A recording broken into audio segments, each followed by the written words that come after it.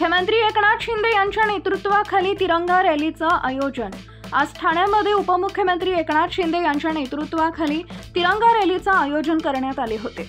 Operation सिंदूरच्या यशानंतर भारतीय सैन्याच्या सैनिकांचं मनोबल वाढवण्यासाठी ही तिरंगा रॅली काढण्यात आली होती। देशभक्ती वाढली पाहिजे यासाठी तिरंगा यात्रेचा भारतीय सैनिकांच्या पाठीशी पूर्ण देश उभा आहे आणि म्हणून भारतीय लष्कराने या ठिकाणी पाकिस्तानला धडा शिकवला। आपल्या पहलगाम मध्ये आपल्या बहिणींचं कुंकू पुसलं, त्याचा ऑपरेशन सिंदूरने बदला घेतला। खून का बदला खून से, इसका जवाब पत्थर से। आणि आता तर प्रधानमंत्री म्हणाले गोली चलेगी तो तोप गोला चलेगा।